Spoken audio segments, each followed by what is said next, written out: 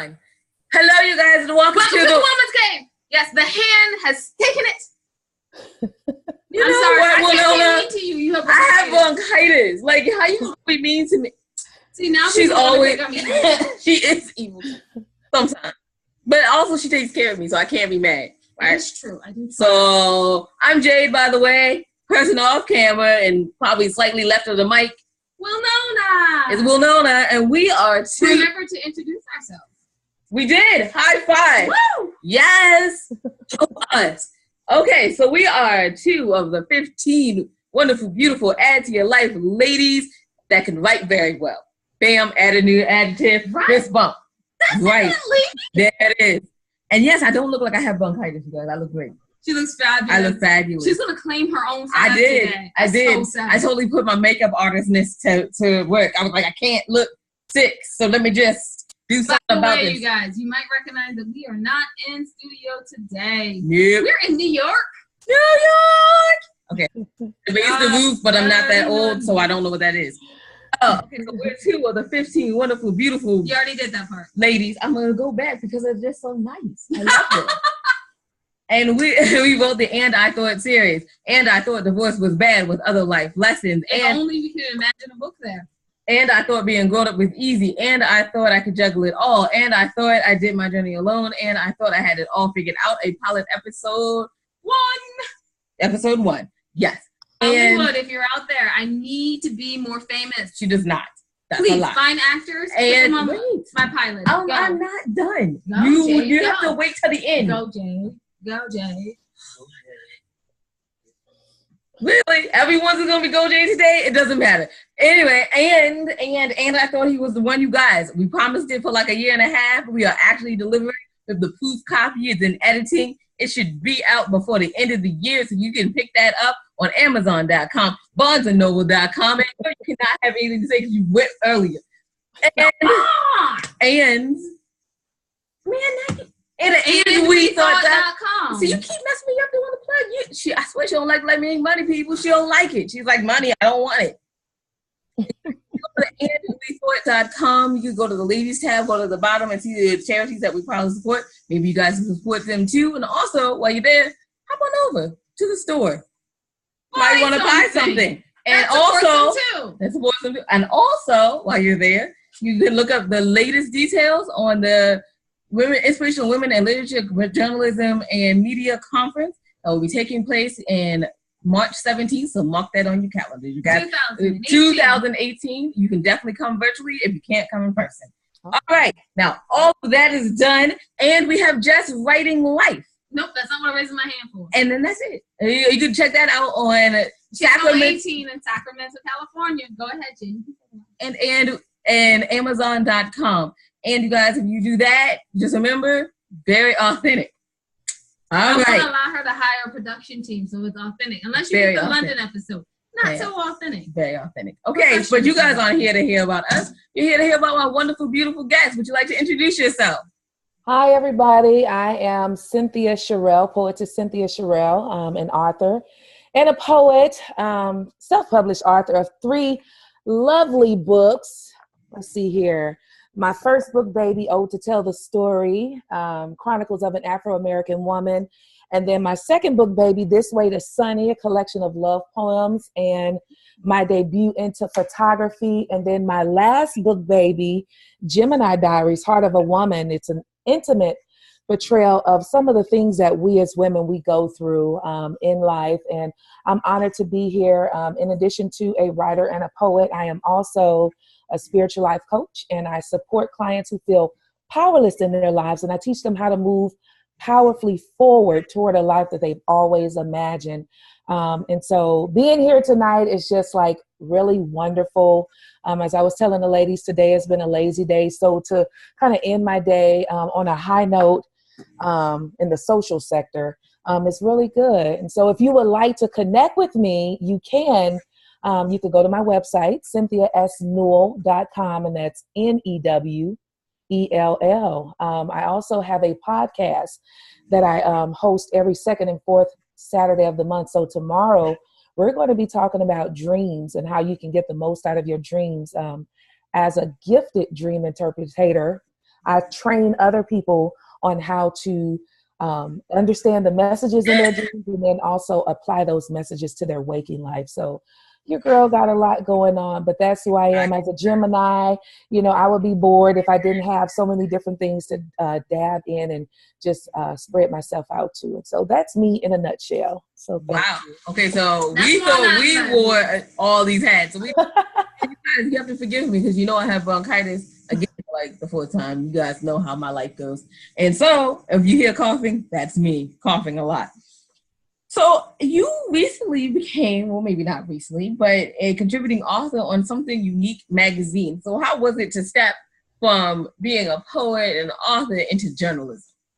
You know what? That's actually not my first journalism role or job or whatever, but it is on a spiritual note. And I come from kind of like a Christian background where you talk about God.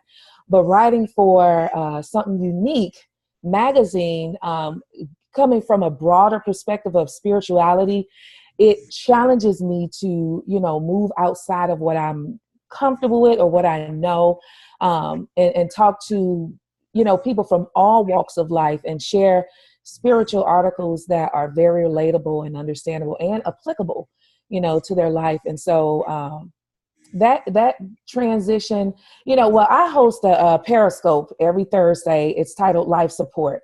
And so on that Periscope, it's really about building up your spirit man so your ego man does not take over your life and destroy it. And so what I really do is I use those lessons from there and I transfer it over into an article, you know, giving a how-to guide. And so it's been really, it's helping me grow. It's caused me to, you know, go to a different place within, and write from that place so that I can reach a variety of people, you know. So do you find that expanding yourself as an author is not just like a growing experience, but also has growing pains to go with it? And what were they? Yeah, absolutely. Growing pains. Mine was about managing time, making sure that my content was relevant, because as a poet, you know, you can just write how you feel, and you know, yeah. But as you know, writing in that format is just really making sure that you. I'll use an example. So the first article that he wanted me to write was about the what was happening over in France. There was some bombings in Paris and all of those things. And I wasn't even aware of what was taking place, but it caused me to reach deeper and not just hit the topic from a surface level, but to go deeper and feel the individual's pains, you know, in that situation of losing loved ones at the hands of someone else, you know. And so the growing pains was sometimes feeling uncomfortable, doubt, you know, can I really do this? Having to believe in myself when it's like, I just wanted to say, you know what, maybe I bit off more than I can chew, you know. So, we've all been there and then we all had to work through it. So your first book, Ode to Tell the Story, chronicles of an Afro-American woman. Yes. Okay, so that's a great title. Let's just be honest. Thank you. So how do you think that book can also relate to other cultures? Oh, it's a universal message. I mean, in that book, I'm really talking about a woman's journey, you know, of going through divorce, a woman's journey entering into single parenthood when her vision for her life was two-parent home, in different sectors of my life, you know. So it's relatable for men, for women, just even getting a broader understanding of men, you know, growing up in a fatherless home and not really knowing how to relate to men or how the behaviors of men, you know. So for a young girl or a lady that struggles with that, she could find her story in my story, you know, dealing with teenagers and just so much, you know. So it definitely is a universal message that men and women, teen and older individuals can relate to. Absolutely. Wilnona? No. I was about to ask a question, but as a true journalist, you answered it already. I was going to ask you what differentiates your story from the so many that we already have out there about from the African American female point of view. Mm-hmm. But question. You already answered. You already answered that question. So let's move on. Because we are poets also. Okay. Do you find that writing things in poetry is more relatable for people because they can make it into their own? They get yes and no. Yes and no, because sometimes, well, I think it depends on the writer. You know, if you're very detailed, you express a lot of emotion, then people can, you know, see themselves in what you're writing. But if you're kind of vague and broad, then you may have a challenge with people being able to really see themselves and relate to what you have written, you know. Absolutely. I can see that too. Well, did she say boring poets out there you're going to have a hard time selling? No, she did not. Thanks, ma'am. Well done. She said, and blah, that's boring people. Oh my goodness. Yeah. Oh my. I really should be quiet. Oh my. Whatever bronchitis is doing, I'm better. It must be the medication, isn't it? Excuse me, I'm so sorry. What was my question? I really did have a question. Well, how do you feel that you're going to expand yourself in the future beyond poetry, beyond journalism? What do you think you'll need? Definitely. I just wrote a book. Well, I didn't just write it. It's like in the phase of being edited, but I've moved.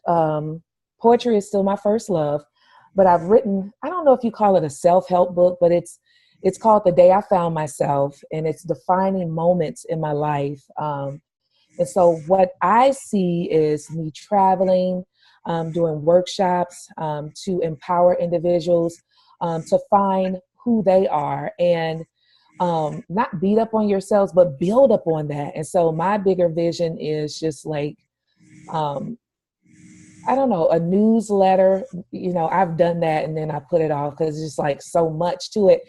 But I just see myself traveling and hosting workshops and doing book tours all across the world, and eventually having my own TV show, of course, radio show, and then having a really great coaching program, Rise and Win, which is my baby that I'm developing, which means releasing internal struggles effortlessly and walk in newness. I see that expanding so that individuals can grow and just live from the essence of their being. And I feel like that's my role here, to support and help. I don't want to say help, because we can all do it if we just tap in and take the time to learn, you know, the keys that we need, but just to be that guide and that spiritual teacher so that you could tap in and expand and be all that you want to be. So for 2018, I do see myself touring the Midwest and talking with young ladies and just helping them find themselves and build and be the best them that they can be. That sounds wonderful. I'm looking forward to seeing you, although I'm not on the Midwest. Where are you from, by the way? I'm in St. Louis, Missouri. Oh, you're in Missouri as well. Yeah. Ribs. I'm just thinking about ribs. Every time someone's in St. Louis, I'm like, ribs, I want them. I do. I think about that, you guys. I mean, I think I should write like a whole poem about how I love ribs. Like I think I should write one. Wait. Because you know we are not in the Afrocentric culture, so I think that might, you know. Nope, because ribs are all cultures. That's true. Ribs are all cultures. All right. You're true. You're right on that one. High five on that one. Thank you. Right. But as we're coming to the end of our time, so tell people one more time where they can find you. You can connect with me on Facebook. You can find me there under Poetess Cynthia Sorrell. That's my personal page. But you can also go to my author page, which is Cynthia Sorrell. You can connect with me on Periscope under Cynthia S. Newell. I'm on YouTube under Cynthia S. Newell. My website, which is cynthiasnewell.com, Newell. Yeah, I think that's about it. My email, rise to greatness. I have like so many emails. So rise to greatness 2012 at gmail.com. Yeah, so that's how you could connect with me. And I do Facebook Lives on my page, sometimes on Friday or Saturday nights, a poetry session where I just read some pieces from my books, and I talk, and you talk back, and I help you work through things, and we laugh, and it's not formal, it's very informal, but we're just there to have a good time. And I think I might do one tonight. So if you go to my author page, Cynthia Sorrell, you could join me there for some live poetry. Oh, no. No, we'll join you. We'll even read some poetry. Yes. Some questions and everything. Yes, absolutely. You're ridiculous. But thank you so much for coming on our show. We really appreciate it. And you can always find out what me, Jade, and me, Wilnona, what your ladies are doing on andwethought.com. And while you're there, you guys check out the stuff that we have on there. I'd like to say something before we go. Wait. Okay. Oh my word! She doesn't like to make money, guys. And you can check out our conference and keep up to date. It will be happening March 17th of 2018. And you can always come virtually to all of our conferences that we have, or even book reading. Wilnona. I would like to say, you guys, please do not forget that we have a workbook that can help you with self-improvement, your business, or overcoming trauma. Okay.